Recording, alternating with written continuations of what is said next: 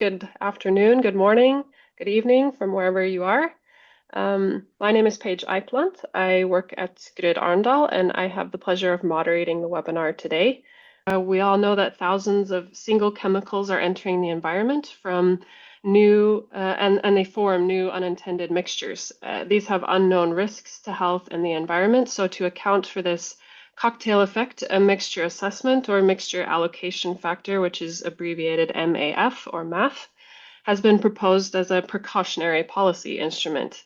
The European Chemical Strategy for Sustainability requires the inclusion of MAF, and in June of last year, 250 European researchers from 14 EU countries signed a letter to the President of the European Commission, in which they said they would strongly support the introduction of MAF in the ongoing revisions to REACH, and calling MAF a vital and practical step forward.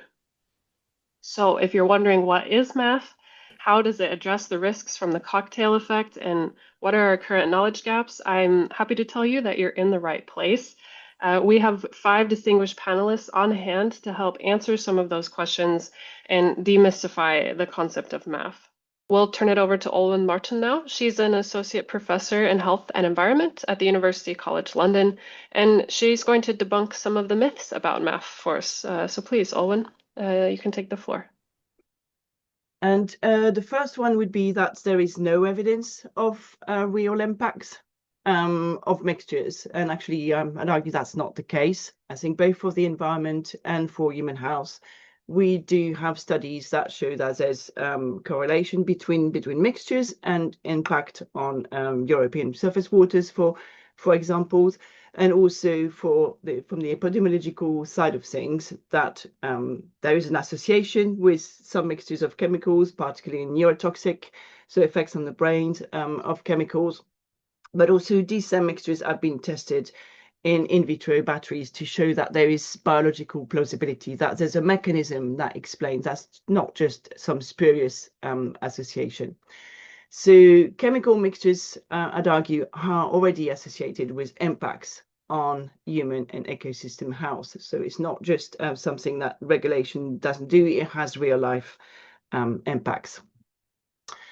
The second myth, and I think Thomas touched on that as well, is that you can actually deal with the few chemicals that are driving the mixture effects. So that in any mixtures, you have a few chemicals that are driving the mixture effect. And to some extent, that's true. But the drivers change over space and time because, and I think there is a question in the chat about this, the mixture composition changes over space and over time.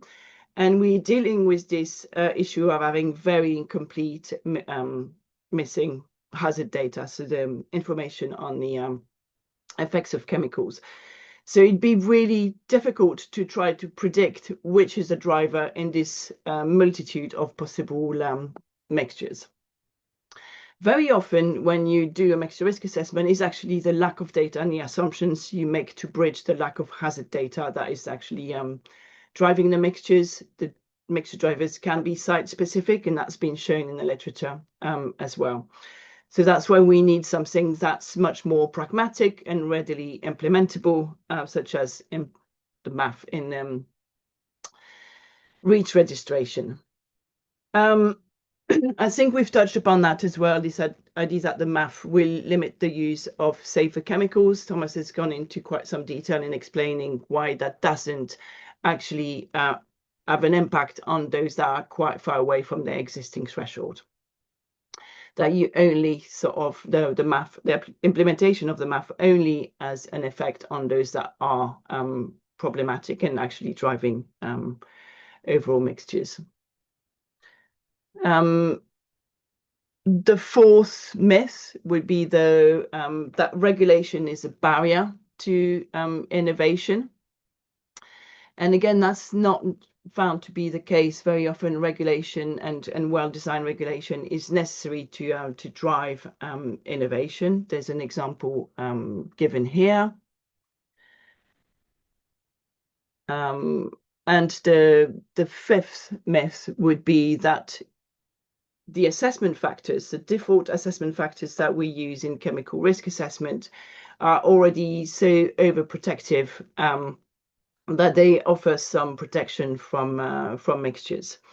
And that's just not the case. We did some work looking at this. There's a case to be made for these mixtures. When you look at actual evidence from clinical studies, when we're talking about human health, that they're not necessarily large enough. It was never the intention for this as default assessment factors to be designed to account for mixtures. That was abandoned about 40 years ago when they looked at whether that was possible. The default assessment factors represent an adequate rather than a worst case scenario. They're not necessarily that protective. And hidden within that, there is also a value judgment about what is the desired level of protection that we want. So I think it's important to sort of say that protecting everyone, that the default assessment factors, there's a question mark to how adequate they are or not, and that may depend on your values. They definitely don't protect from mixtures, and if we put that in the wider context of multiple stresses, whether it's for the environment or for human health, chemicals are not the only pressure or the only stressor on ecological or human health. I don't know if I've gone too fast to try to make up for some time. I'm happy to answer any questions about this.